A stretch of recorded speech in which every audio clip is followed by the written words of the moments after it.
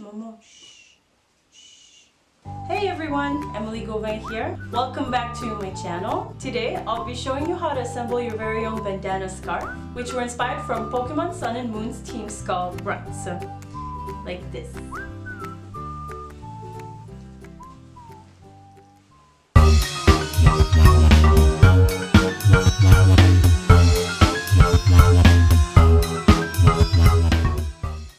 The pattern I'm using is my own design and is available on both my Etsy and Craftsy store. The links to the stores will be in the description box below. This is the first video of a 3-part series in which I will be showing you how to make different items inspired from Pokemon Sun and Moon's Team Skull Grunts.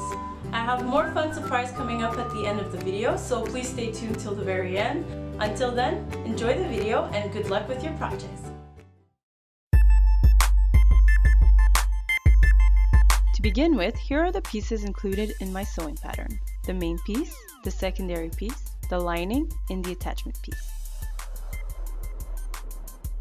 The first step will be to attach the secondary piece to the main piece, and this is by far the trickiest part.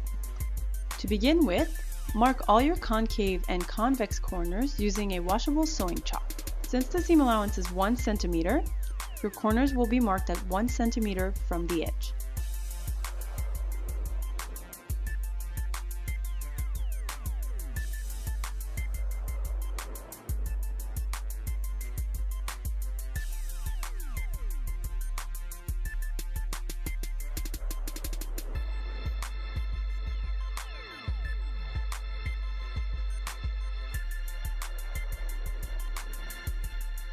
Now to the tedious part.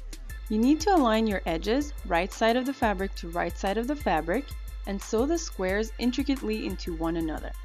This may sound complicated, but there is a trick to it. Begin by aligning the far left edges to each other.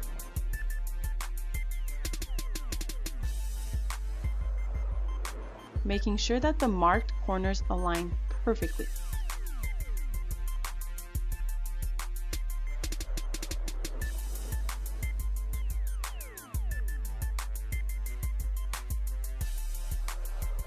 Now, let's move to the sewing machine. I start by sewing my pieces together at 1 cm until you hit the first corner. Make sure to stop your needle exactly on the corner. I actually slowed down my needle for this.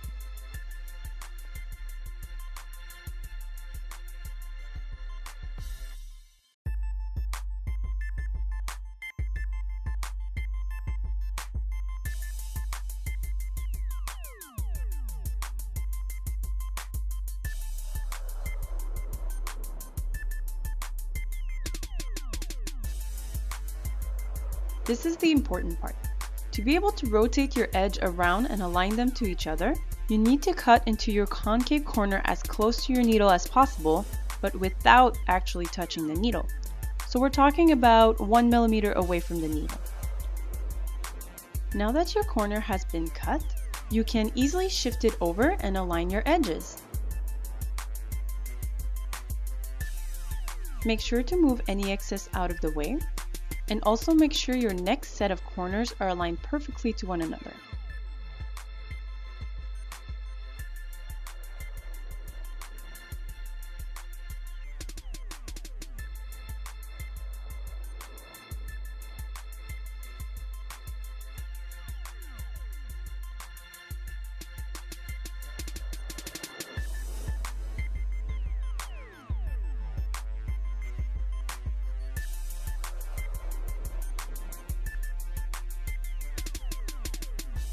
You'll be repeating the same process until your 2 pieces are fully assembled, which is align your corners, stop your needle exactly at that point, cut into the concave corner, shift around, align your corners, and keep sewing.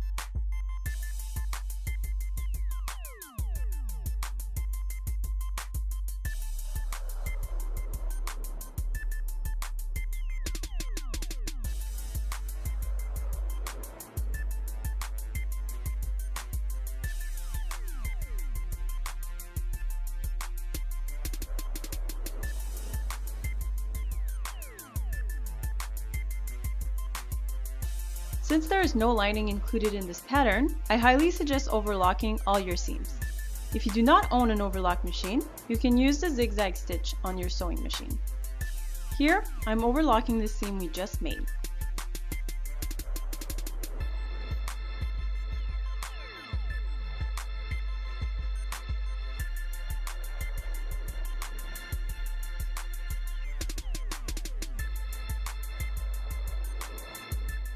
To keep everything nice and clean, we'll be stitching our seam in place. First, I start by ironing all my seams downwards towards the black area.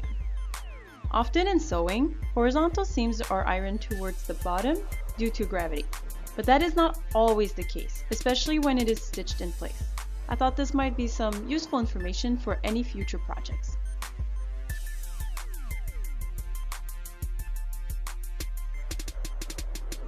Once you're all done ironing, you simply need to top stitch your seam into place. I like to use a longer stitch for this.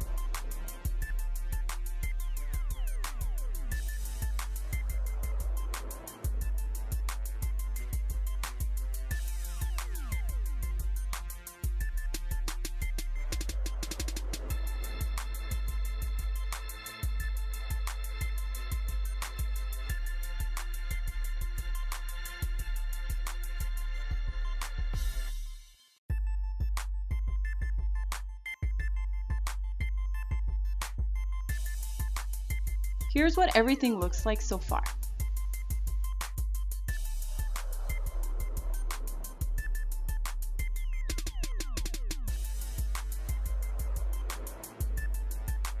Next, we'll be rolling in our hem. I'm marking 3 mm from the edge before rolling it in twice with my iron.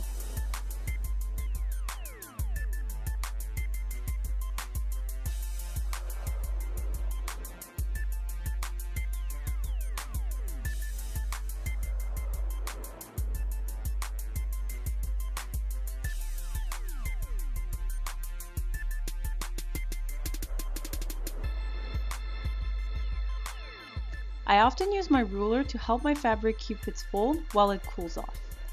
I use my ruler so that I don't burn my hands.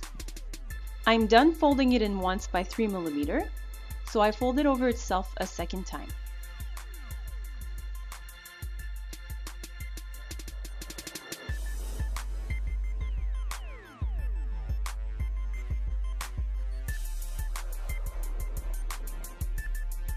I top stitch my hem in place.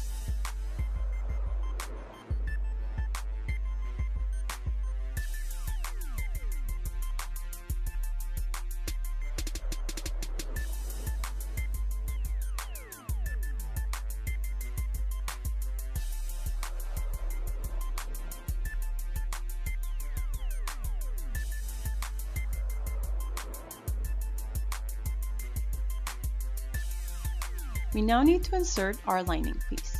The lining piece allows us to create a nice finish to the top of the scarf.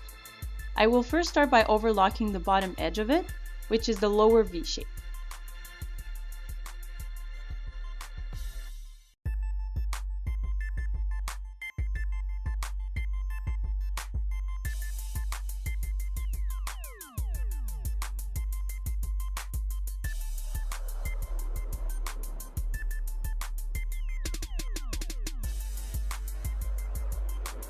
Align your lining to the top edge of your scarf, right side of the fabric to right side of the fabric, and sew at 1 cm.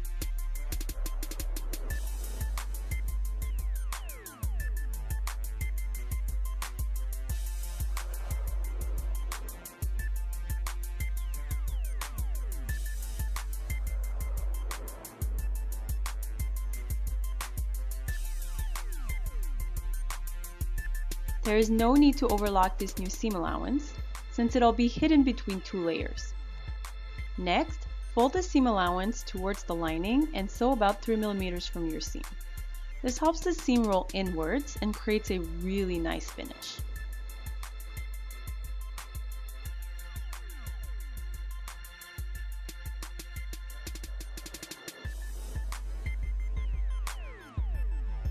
Cut into your center corner so that your lining folds properly towards the inside of the scarf. You can then iron it into place.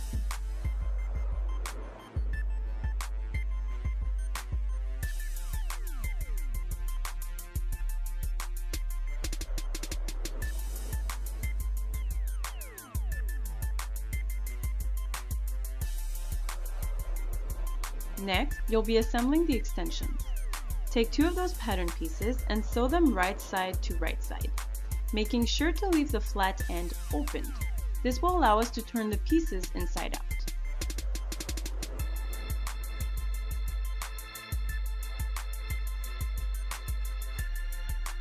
Before turning them inside out, cut the tip of the seam allowance.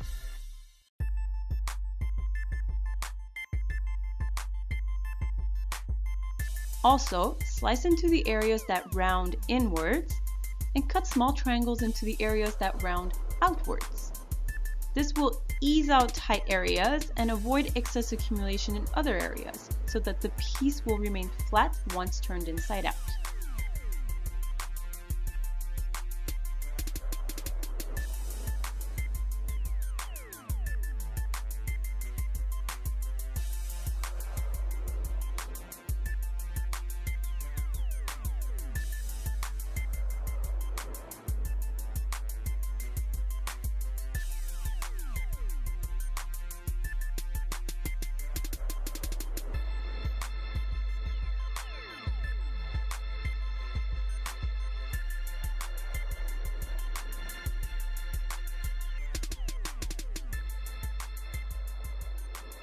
Next, you will need to attach the extension pieces to either sides of the scarf. As per usual, sew at 1 cm.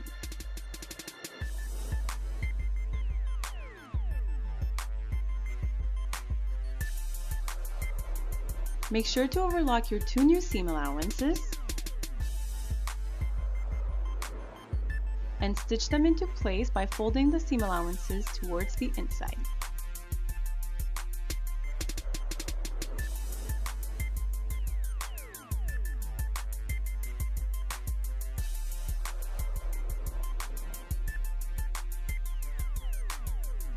And here's the finished product.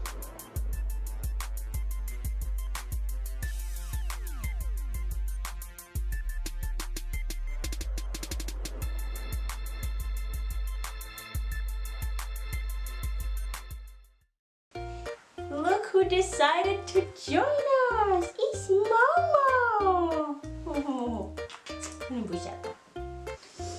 I hope everyone enjoyed this tutorial and that it was useful. If it was, please give it a big thumbs up.